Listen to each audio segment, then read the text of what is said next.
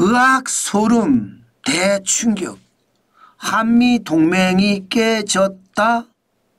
물음표가 달려 있습니다. 아직 깨졌지는 않았다는 뜻입니다. 깨질 수도 있다는 뜻입니다. 여러분, 이 그림을 한번 보시죠.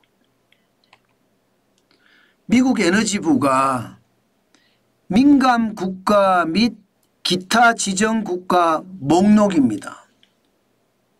이것을 보면요, 2025년 목록에 대한민국이 포함이 되어 있습니다. 아직 결정은 안 났습니다. 4월 15일 날 결정이 될 것으로 예상이 됩니다. 와, 이거 보고 말입니다. 경악을 금치 못한다는 이야기가 나옵니다. 왜냐하면요, 미국 에너지부거든요. 국가 안보를 위협하는 것. 국가 안보를 위협하는 것은 미국 국가 안보를 위협하는 거란 뜻이에요. 예를 들어 국가 안보나 경제 안보, 핵 비확산이라든가 테러 지원이라든가 일어나는 나라를 민간 국가 또는 기타 지정 국가로 지정을 하거든요. 그래서 미국이 특별 관리를 하는 나라라는 뜻이거든요. 이게 전 세계에 25개국이 있습니다. 25개국. 총 지정 국가가 말입니다. 아마 대한민국이 지정이 되면 26개 국가가 되겠죠. 이 국가들을 전체적으로 봤을 때 테러를 지원하는 국가 6개국입니다.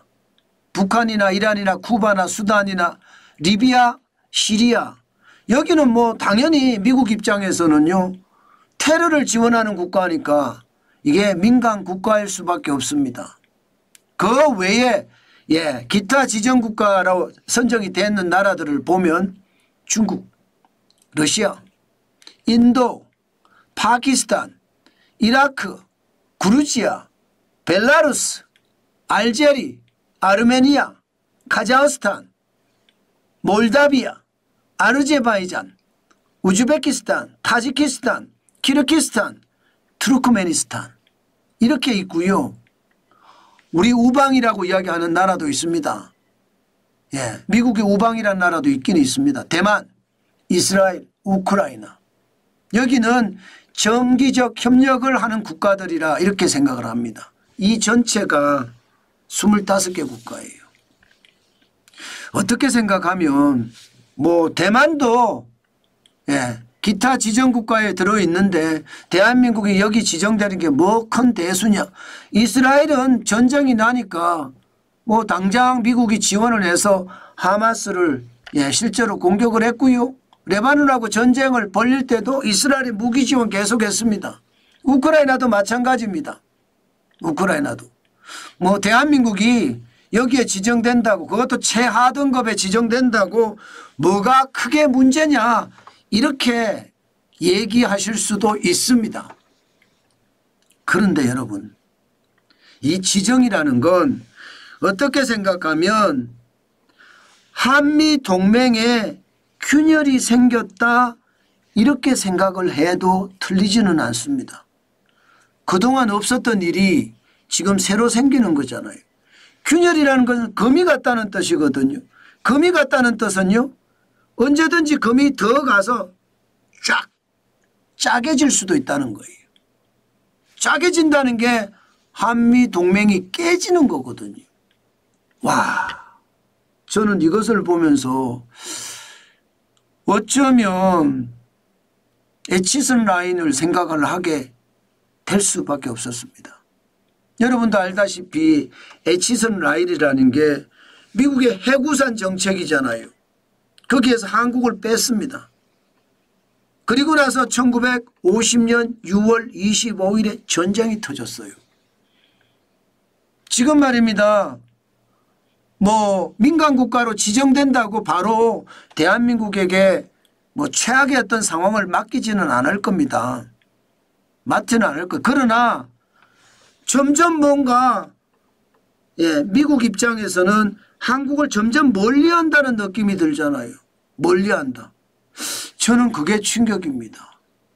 더더욱이나 여러분, 더더욱이나 이 민간 국가로 지정이 되잖아요. 그러면 우리 미래까지도 갉아먹을 수 있습니다. 현재의 위기감도 커지지만 이게 뭐 미국의 해구산 정책에서 벗어났던 에치슨 라인처럼 말입니다. 대한민국을 점점 미국의 갈로 밖으로 내보내는 것. 그러면 전쟁의 위험이 있다는 것. 그죠? 김정은 입장에서는 이미 핵보유국이라고 이야기했고요. 대한민국을 우습게 볼 수도 있거든요. 예, 그래서 위험하다 이런 이야기도 제가 말씀을 드렸지만 제가 더 충격적이게 생각하는 것은 현재도 위험이지만 미래가 더 위험해진다는 거. 바로 이것 때문이거든요.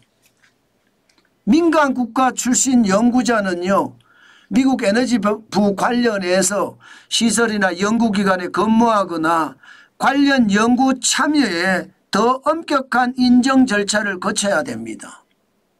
여기에다가 한국 연구자는 미국의 국립연구기관이나 대학에서 원자력이나 인공지능이나 양자 그런 첨단 기술 관련 연구에 참여하기가 어려워질 가능성이 있습니다.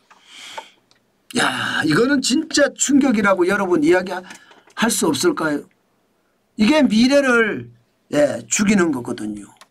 원자력 자체나 인공지능 자체나 양자나 첨단 기술에 대해서 미국에서 배워야 우리도 더 발전을 할 수 있을 거 아니에요.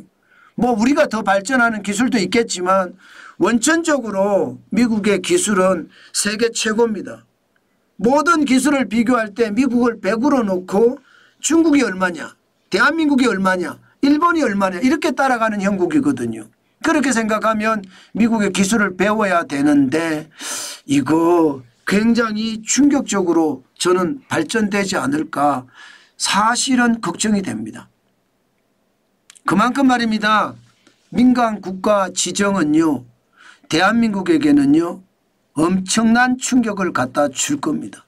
그런데 왜 우리가 민간 국가로 지정됐느냐. 이것은 여러분 가만히 생각을 해봐야 돼요. 이게 트럼프 행정부에서 시작한 게 아니에요. 바이든 행정부 말기에 민간 국가로 지정했다는 겁니다. 그것도 국가에너지부에서.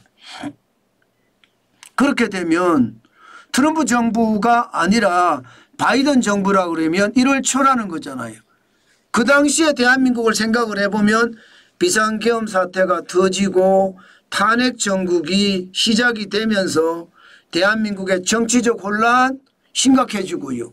사회적 혼란 굉장히 강해지고요. 그러면서 대한민국이 불안 상태에 놓이는 것 이게 저는 영향을 미쳤지 않을까 그런 생각은 합니다. 왜냐하면 지역적으로 한국 자체가 미국 입장에서는 전략적 요충지 맞거든요. 그런데 사회가 너무 혼란스러워. 정치 혼란, 사회적 혼란. 여기다가 탄핵 정국까지. 이거 봐라. 대한민국은 이렇게 되면 더 이상 미국의 안보를 위해서 그렇게 큰 의미가 없지 않느냐 이렇게도 생각할 수 있다는 거죠. 그게 영향을 미쳤다 그렇게 봅니다. 또한 말입니다. 핵과 관련해서도 영향을 미쳤을 겁니다. 정환진 TV 댓글창에서도 그런 얘기가 많이 나왔었는데 김정은이가 핵을 보유하고 있으니까 대한민국도 핵을 보유해야 된다. 이 보유해야 된다는 이야기가 계속 터져나왔잖아요. 정치권에서도 나오고요. 심지어 대통령실에서도 그런 이야기가 나왔었습니다. 기본적으로 말입니다. 민간 국가 지정에는 핵 비확산이라는 일반적인 명사가 있습니다. 그러니까 이것도 여기에 포함이 돼서 야 대한민국 봐라 위험한데 그렇게 생각을 하고 지정을 했지 않을까 저는 그런 생각도 해봅니다. 이제 확정이 4월 15일이거든요. 미국이 말입니다. 이렇게 예외로 인정을 했다가 이걸 확정을 안 하고 우리가 로비를 잘해서 이게 벗어난다. 제가 보기에는 그렇게 생각하기는 굉장히 힘들 것 같고요. 결국은 말입니다. 리스트에 포함 안 되는 것이 최고지만 리스트에 포함이 됐다는 것은 앞으로 지정이 될 가능성이 굉장히 높고요. 그에 따른 어떤 피해도 저는 굉장히 될 거다 이렇게 생각을 합니다. 저는 개인적으로도 여러분 이게 좀 걱정이 됩니다. 네, 저는 우리 둘째가 실제 미국에서 인공지능을 전공을 하고 있거든요. 게다가 미국에서 실제 장학금 전액을 면제를 해주고요. 또 정부가 생활비 장학금까지 주면서 지금 공부를 하고 있는지 인공지능 AI에서 이제 2학기에 올라갔거든요. 제가 물어봤더니 아직 뭐 그런 이야기 없어. 이런 이야기는 하지만 걱정이 되더라고요. 개인적으로도. 네. 게다가 우리 셋째도 인공지능을 지금 공부하고 있거든요. 지금 대학원에서 공부를 하고 있는데 그런 걱정까지 되더라고요. 이건 말입니다. 진짜 우리에게 충격이 되고 저에게도 당장 이게 타격이 올 수밖에 없는 구조, 저는 그런 구조가 있다고 생각은 합니다. 제발 민간 국가로 지정이 안 됐으면 좋겠지만 아마 안 되기가 쉽지 않을 겁니다. 4월 15일이 이게 데드라인인데 4월 15일까지 이것을 없앨 수 있다? 쉽지 않습니다.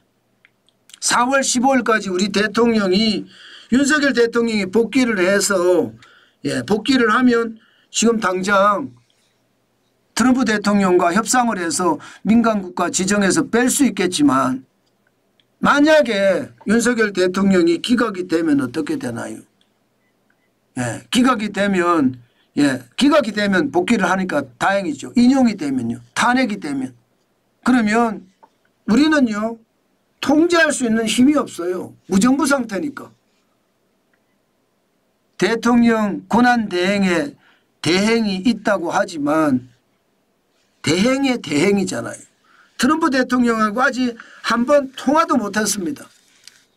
그런 상태라고 이야기하면 결국 말입니다. 우리나라는 민간 국가로 지정될 가능성 굉장히 높습니다.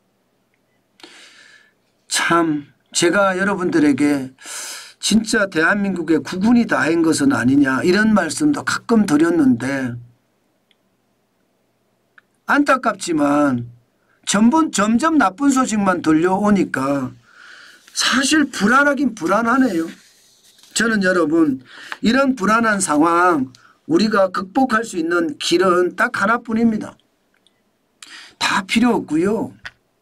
여러분들이 처한 위치에서 최선을 다해서 살아가는 것 그리고 돈을 버는 거예요. 돈을 안 벌고 있다면 월급이 좀 적다고 하더라도 돈을 벌어야 돼요. 그런 다음에 현금을 쌓아가는 수밖에 없습니다. 그것이 지금 우리가 할 수 있는 최선이에요. 우리가 그렇게 돈을 모아가다가 기회가 오면 그 기회를 부자가 될 수 있는 기회로 만든 다음에 금도 소유하고 보유하고요. 또 달러도 보유하고 이래야 된다는 거. 지금 현실적으로 저는 굉장히 중요한 요소가 아닐까. 오늘은 그런 생각까지 하게 되네요. 참 안타깝죠. 그러나 현실입니다. 여러분, 미국이 대한민국을 민간 국가로 분류한다는 것은요. 대한민국 입장에서는 신용도 하락이 될 수밖에 없는 상황이 됩니다. 그렇게 되면 대한민국 경제가 문제가 아닙니다. 대한민국 국가 안위도 저는 걱정할 수밖에 없는 구조로 간다. 그렇게 말씀드릴 수 있다는 겁니다. 자칫 말입니다. 6.25 전쟁 같은 최악의 시나리오도 1% 이상 가능성이 있습니다. 그래서 충격적이라는 겁니다. 김정은은 언제든 오판할 수 있거든요. 미국이 대한민국에서 없어진다? 그러면 김정은은요 100% 핵무기를 앞세워서 대한민국을 침공할 겁니다. 그것은요 우리 민족의 최악의 파멸이 될 겁니다. 제가 너무 많이 갔다 이렇게 이야기하셔도 맞는 이야기입니다. 그렇지만 이렇게 얘기 안 할 수가 없습니다. 그만큼 자유진영과 자꾸 멀어지고 미국과도 자꾸 멀어지는 것, 이게 대한민국에게는 악재가 될 수밖에 없다는 겁니다.